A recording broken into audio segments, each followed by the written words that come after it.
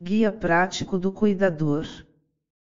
4. O cuidador e a pessoa cuidada. 5. O cuidador e a equipe de saúde. 6. O cuidador e a família. 7. Cuidando do cuidador. 4. O cuidador e a pessoa cuidada. O ato de cuidar é complexo.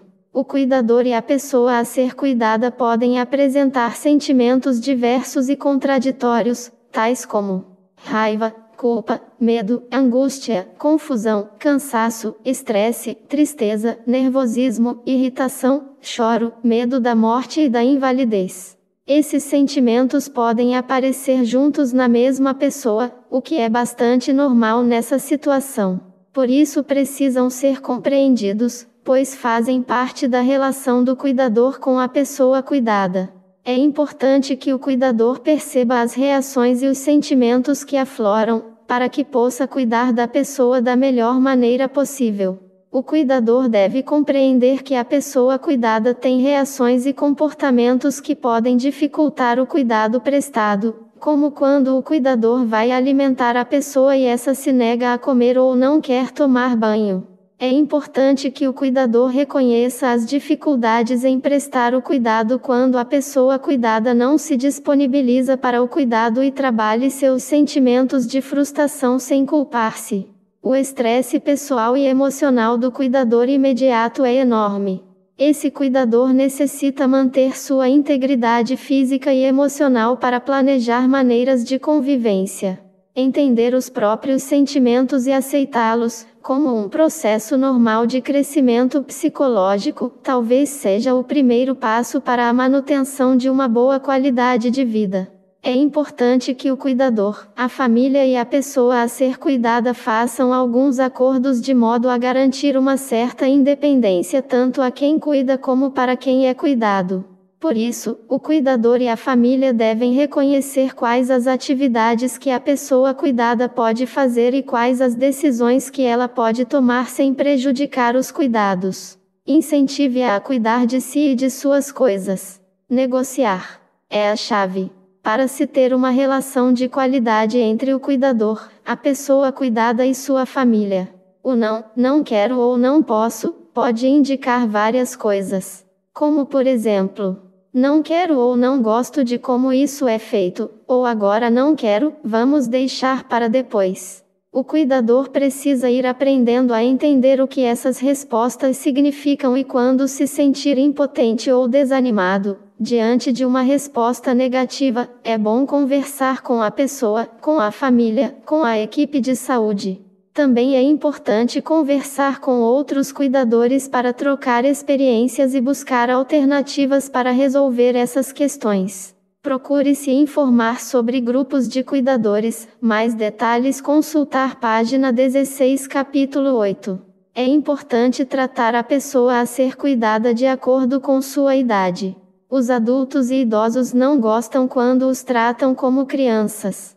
Mesmo doente ou com limitações, a pessoa a ser cuidada precisa e tem direito de saber o que está acontecendo ao seu redor e de ser incluída nas conversas. Por isso é importante que a família e o cuidador continuem compartilhando os momentos de suas vidas, demonstrem o quanto a estimam, falem de suas emoções e sobre as atividades que fazem, mas acima de tudo, é muito importante escutar e valorizar o que a pessoa fala. Cada pessoa tem uma história que lhe é particular e intransferível, e que deve ser respeitada e valorizada.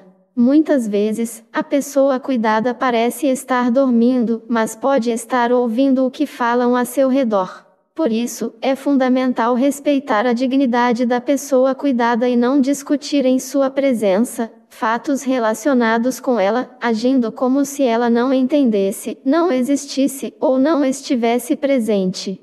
Isso vale tanto para o cuidador e família como para os amigos e profissionais de saúde. Encoraje o riso. O bom humor é uma boa maneira de contornar confusões e mal-entendidos. 5. O cuidador e a equipe de saúde. O cuidador é a pessoa designada pela família para o cuidado do idoso, quando isto for requerido. Esta pessoa, geralmente leiga, assume funções para as quais, na grande maioria das vezes, não está preparada. É importante que a equipe tenha sensibilidade ao lidar com os cuidadores. No livro Você Não Está Sozinho, produzido pela Abraz, Nori Grau, Chairmanda Adi, Alzheimer Disease International, diz: uma das maneiras mais importantes de ajudar as pessoas é oferecer informação. As pessoas que possuem informações estão mais bem preparadas para controlar a situação em que se encontram. O ato de cuidar não caracteriza o cuidador como um profissional de saúde. Portanto, o cuidador não deve executar procedimentos técnicos que sejam de competência dos profissionais de saúde, tais como aplicações de injeção no músculo ou na veia, curativos complexos, instalação de soro e colocação de sondas, etc.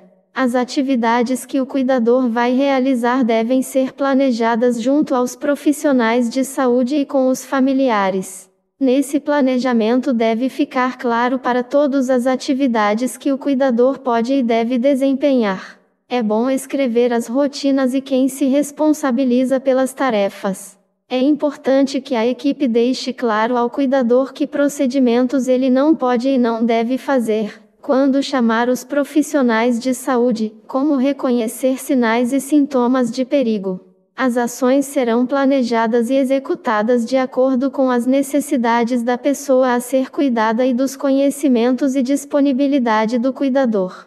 A parceria entre os profissionais e os cuidadores deverá possibilitar a sistematização das tarefas a serem realizadas no próprio domicílio, privilegiando-se aquelas relacionadas à promoção da saúde, à prevenção de incapacidades e à manutenção da capacidade funcional da pessoa cuidada e do seu cuidador, evitando-se assim, na medida do possível, hospitalização, asilamentos e outras formas de segregação e isolamento. 6. O cuidador e a família. A carência das instituições sociais no amparo às pessoas que precisam de cuidados faz com que a responsabilidade máxima recaia sobre a família e, mesmo assim, é geralmente sobre um elemento da família. A doença ou a limitação física em uma pessoa provoca mudanças na vida dos outros membros da família, que tem que fazer alterações nas funções ou no papel de cada um dentro da família, tais como a filha que passa a cuidar da mãe, a esposa que além de todas as tarefas agora cuida do marido acamado, o marido que tem que assumir as tarefas domésticas e o cuidado com os filhos, porque a esposa se encontra incapacitada, o irmão que precisa cuidar de outro irmão. Todas essas mudanças podem gerar insegurança e desentendimentos, por isso é importante que a família, o cuidador e a equipe de saúde conversem e planejem as ações do cuidado domiciliar, com a finalidade de evitar o estresse, o cansaço e permitir que o cuidador tenha tempo de se autocuidar. É importante que haja a participação de outras pessoas para a realização do cuidado. A pessoa com limitação física e financeira é a que mais sofre, tendo que depender da ajuda de outras pessoas, em geral familiares, fazendo com que seu poder de decisão fique reduzido, dificultando o desenvolvimento de outros vínculos com o meio social. Para oferecer uma vida mais satisfatória, é necessário o trabalho em conjunto entre o Estado, a comunidade e a família. A implementação de modalidades alternativas de assistência como hospital-dia, centro de convivência, reabilitação ambulatorial, serviços de enfermagem domiciliar, fornecimento de refeições e auxílio técnico e financeiro para adaptações arquitetônicas, reduziria significativamente a demanda por instituições de longa permanência. As famílias teriam um melhor apoio e a pessoa a ser cuidada seria mantida em casa convivendo com seus familiares, mantendo os laços afetivos. 7. Cuidando do cuidador. A tarefa de cuidar de alguém geralmente se soma às outras atividades do dia a dia. O cuidador fica sobrecarregado, pois muitas vezes assume sozinho a responsabilidade pelos cuidados. Soma-se a isso, ainda, o peso emocional da doença que incapacita e traz sofrimento a uma pessoa querida. Diante dessa situação é comum o cuidador passar por cansaço físico, depressão, abandono do trabalho, alterações na vida conjugal e familiar. A tensão e o cansaço sentidos pelo cuidador são prejudiciais não só a ele, mas também à família e à própria pessoa cuidada. Algumas dicas podem ajudar a preservar a saúde e aliviar a tarefa do cuidador. O cuidador deve contar com a ajuda de outras pessoas, como a ajuda da família, amigos ou vizinhos, definir dias e horários para cada um assumir parte dos cuidados. Essa parceria permite ao cuidador ter um tempo livre para se cuidar, se distrair e recuperar as energias gastas no ato de cuidar do outro. Peça ajuda sempre que algo não estiver bem. É fundamental que o cuidador reserve alguns momentos do seu dia para se cuidar, descansar, relaxar e praticar alguma atividade física e de lazer, tais como caminhar, fazer ginástica, crochê, tricô, pinturas, desenhos, dançar, etc. O cuidador pode se exercitar e se distrair de diversas maneiras, como por exemplo: 1. Enquanto assiste TV, movimente os dedos das mãos e dos pés, faça massagem nos pés com a ajuda das mãos, rolinhos de madeira, bolinhas de borracha ou com os próprios pés. 2. Sempre que possível, aprenda uma atividade nova ou aprenda mais sobre algum assunto que lhe interessa. 3. Leia, participe de atividades de lazer em seu bairro, faça novos amigos e peça ajuda quando precisar. 7. Dicas de exercícios para o cuidador. Exercícios para a coluna cervical, pescoço. Flexione a cabeça até encostar o queixo no peito, depois estenda a cabeça para trás como se estivesse olhando o céu. Gire a cabeça primeiro para um lado e depois para o outro. Incline a cabeça lateralmente, para um lado e para outro, como se fosse tocar a orelha no ombro.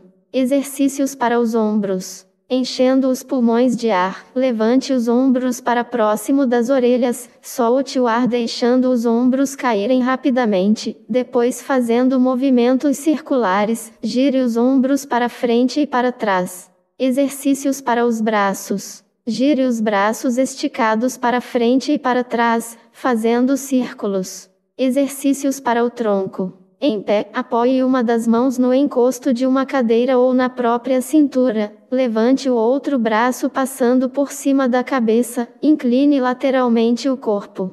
Repita o mesmo movimento com o outro lado. Exercícios para as pernas. Deitado de barriga para cima, apoie os pés na cama com os joelhos dobrados. Mantendo uma das pernas nessa posição, segure com as mãos a outra perna e traga o joelho para próximo do peito. Fique nesta posição por alguns segundos e volte para a posição inicial. Faça o mesmo exercício com a outra perna. Dica: faça atividades físicas, como caminhadas e alongamentos, pois isso ajuda a reduzir o cansaço, tensão e esgotamento físico e mental, além de melhorar a circulação. 7.2 Avaliação do estilo de vida, pentáculo. O estilo de vida corresponde ao conjunto de ações que refletem as atitudes, valores e oportunidades das pessoas. Estas ações têm grande influência na saúde geral e qualidade de vida de todos os indivíduos. Os itens abaixo representam características do estilo de vida relacionados ao bem-estar individual: nutrição, controle de estresse, atividade física, relacionamento social, comportamento preventivo. Manifeste-se sobre cada afirmação considerando a escala. 0. Absolutamente não faz parte do seu estilo de vida. 1. Às vezes corresponde ao seu comportamento. 2. Quase sempre verdadeiro no seu comportamento. 3. A afirmação é sempre verdadeira no seu dia a dia. Faz parte do seu estilo de vida.